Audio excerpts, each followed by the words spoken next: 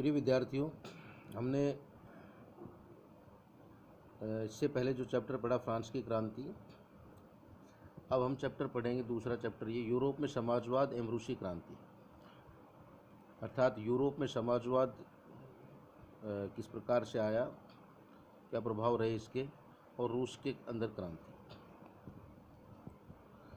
तो देखिए, ये जो दौर था, जो युग था, वो सामाजिक परिवर्तन का था, सामाजिक बदलाव का युग था। ये पिछले अध्याय में आपने फ्रांसीसी क्रांति के बाद यूरोप में फैलते जा रहे स्वतंत्रता और समानता के शक्तिशाली विचारों के बारे में पढ़ा। यानी कि फ्रांस की क्रांति के बाद जो ये विचार थे स्वतंत्रता के और समानता के, इनकी जो प्रचार प्रसार हुआ वो बड़ी तेज़ी से हुआ यूरोप के अंदर। फ्रांसीसी क्रांति ने सामाजिक संरचना के क्षेत्र में आमूल परिवर्तन की संभावनाओं का सूत्रपात कर दिया था।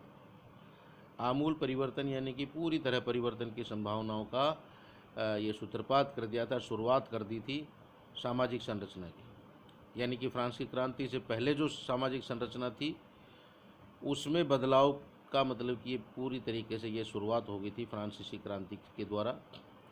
जैसा कि आप पढ़ चुके हैं, 18वीं सदी से पहले फ्रांस का समाज मोटे तौर पर एस्टेट्स और श्रेणियों में बटा हुआ था। जैसा कि हमने फ्रांस क्रांति में पढ़ा था, 3 एस्टेट थे इसके। समाज की आर्थिक और सामाजिक सत्ता पर कुलीन वर्ग और चर्च का नियंत्रण था। यानी कि जो अमीर लोग थे, धनी लोग थे, उनका, और चर्च का नियंत्रण। चर्च मतलब कि जो ईसाइयों का जो धार्मिक स्थल होता है चर्च, उसका नियंत्रण सामाजिक और आर्थिक सत्ता पर था। लेकिन क्रांति के बाद इस संरचना को बदलना संभव दिखाई देने लगा। यानी कि अब ये बदलाव की संभावना दिखाई देने लग गई कि ये जो सत्ता पर जो अमीर लोगों का और चर्च के लोगों का जो नियंत्रण है उसे बदलना चाहिए।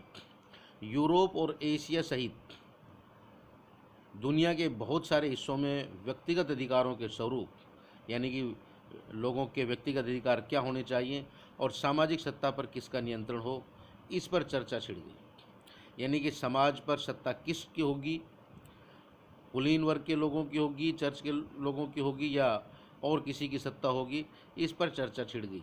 और व्यक्तियों के अधिकार क्या रहेंगे, व्यक्तिगत अधिकार, निजी अधिकार उनके क्या रहेंगे।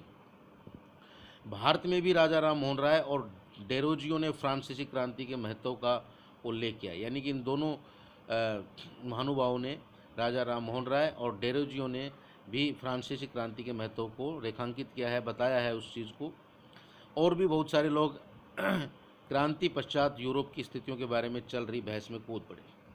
आगे चलकर उपनिवेशों में घटी घटनाओं ने भी इन विचारों को एक नया रूप प्रदान करने में योगदान दिया। यानी कि जो दूसरे देशों के गुलाम देश थे या गुलाम क्षेत्र थे, जिन्हें उपनिवेश कहा जाता है, वहाँ पर भी इन विचारों का प्रभाव दिखाई देने लगा।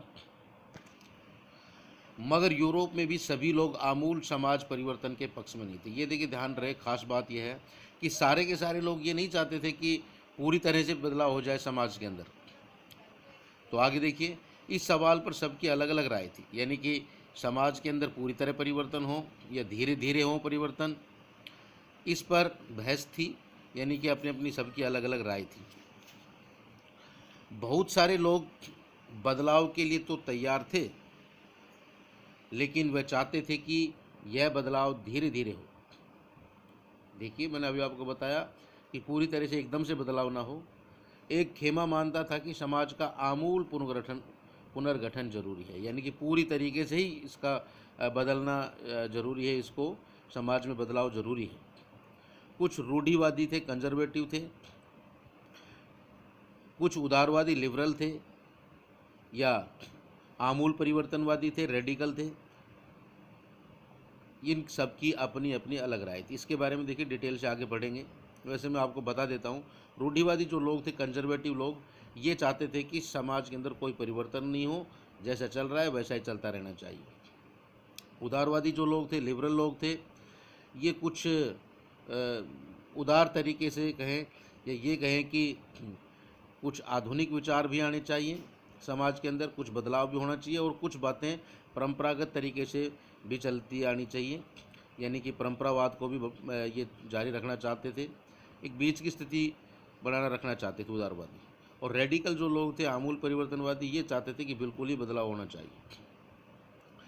उस समय के संदर्भ में इन शब्दों का क्या मतलब था, राजनीति की इन धाराओं में क्या फ़र्क थे और कौन कौन सी बातें थी जो समान थी, यहाँ हमें ध्यान रखना चाहिए कि इन शब्दों का अर्थ हर काल, हर समय और परिवेश में एक नहीं होता है।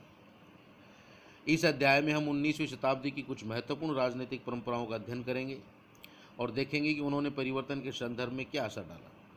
इसके बाद हम एक ऐसी ऐतिहासिक घटना पर अपना ध्यान केंद्रित करेंगे जिसमें समाज के रेडिकल पुनर्गठन का एक गंभीर प्रयास किया गया, यानी कि पूरी तरीके से बदलाव करने का जो प्रयास है ये किया गया। रूस में हुई क्रांति के फलस्वरूप समाजवाद 20वीं सदी का स्वरूप तय करने वाले सबसे महत्वपूर्ण और शक्तिशाली विचारों की श्रृंखला का हिस्सा बन गया। यानी कि रूस की जब क्रांति हुई उसके बाद विश्व के अंदर जो एक नई विचारधारा आई जिसको नाम दिया गया समाजवाद, इसने अलग मापदंड तय किए 20वीं सदी में, ये ध्यान रहे 20वीं सदी के अंदर, और ये बहुत ही महत्वपूर्ण और शक्तिशाली विचार बन गया। अगला वीडियो जल्द अपलोड कर रहा हूँ। धन्यवाद।